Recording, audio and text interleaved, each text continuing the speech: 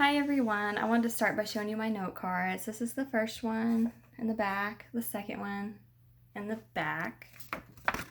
Okay, and I have two. That's all I have. So anyway, all right. I'm Jennifer Daniels, and I wanted to start by telling you guys a little story about how I adopted a Sulcata tortoise. I know you may not know what that is, and that's okay, because I'm going to tell you more about that. But anyway, we went looking for a box turtle. Okay, you know what those are. You've seen them in the street or, wherever. They're small. You probably played with one when you were a kid. That's what we were looking for, and we couldn't find it at any of our pet stores in the area. So my husband goes out by himself looking for one. He comes back, I think he's got one, but then I notice it looks kind of weird. There's little spurs on it, like little sharp little claws, and he was just different. Like his head was it was out, and he's hardly in the shell, and that's different. So I got to talking to him, and he says, well, it's actually a tortoise. And I thought, well, that's no big deal. It will be fine, right?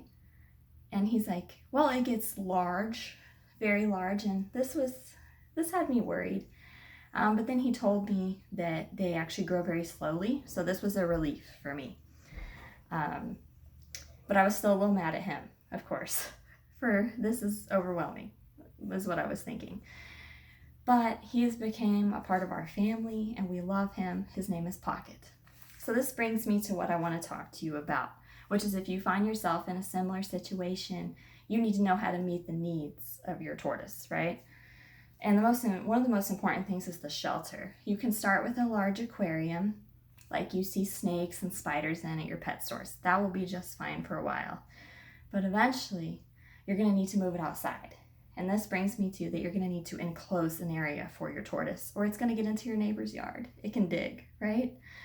It's going to try to dig in your yard, and it might mess up your yard, and you don't want that to happen. So you could get a shed or a fence, and according to Tyler Stewart, the fence should be 24 inches tall, okay? The next important thing is temperature. They need a warm climate because originally, according to Dr. Johnson, they're from Africa. So you're going to kind of need to recreate a desert climate. But you may ask yourself, what if I don't live in a warm climate? That is where you need to get a UVA or a UVB light. And you might wonder how hot really should it be in the cage? It needs to be between 80 and 90 degrees, according to Leanne McLeod. But once you do move it outside, it is okay for it to be 50 degrees or above for your tortoise. But if you're living in a cold climate like me, you're still going to need that UVA or UVB light. You're just going to need to get a bigger one. The next important thing is what they eat. I get asked this a lot by people that don't know much about the tortoise. Vegetables, grass, flowers are all fine. You just want to be careful with really dark vegetables because those are high in protein, according to Susan Horton. So you want to avoid things like spinach and stuff that you think would be healthy.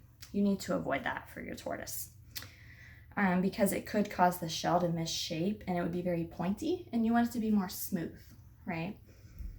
Fiber tablets are also an important part of the diet. They need a high fiber diet. So I would recommend going to your pet store and just getting some of those. Something interesting that I found in my research was that they don't eat every day, which we don't feed ours every day either. According to Susan Horton, they just don't need to do that, okay? So it's not like a cat or a dog. They're okay if they don't eat every day. Water is a super important part of owning a sulcata, okay?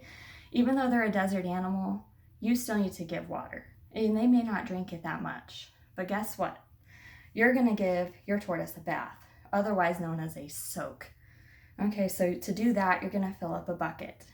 You're going to fill it a little bit over their body, their legs. Don't fill it over their head because they can't breathe underwater. It's not a water turtle. It's a desert tortoise. Don't forget that. And you're going to do that twice a week for 10 to 15 minutes, okay? Just so they can absorb that water, because that's the main way they get water. You need to establish a routine to make sure that you're remembering to do that. Another big question is, how big will it really get? It's going to get exceptionally large, okay? According to Persona one of the largest, tortoises in the world. So that's what you've adopted, if you adopted one. It can be upwards of 100 pounds. Another important question is the lifespan. How long could it live? It could outlive me. According to Tyler Stewart, 70 years or more. That's a very long time. You need to prepare and have somebody that could care for your tortoise in case you aren't around anymore. For me, it's my son. He's 5, so I'm hoping he will take on Pocket once he's, an adult. I hope that you have learned enough about the Sulcata tortoise that you feel comfortable adopting one. It can be both challenging, it can be exciting to own one. I hope you follow some of the steps I have provided, and that you learned a good amount about how you would care for one. It can be overwhelming at first, but it's very neat to own one. It's a good conversation starter. We have a lot of people come in and be like, "That's so cool, is that a turtle?" And then we tell them about it being a tortoise, and eventually he'll be moved outside. And I may actually, if it's okay, attach a couple pictures in the comments once we have our videos reviewed, so that you guys can see what it looks like.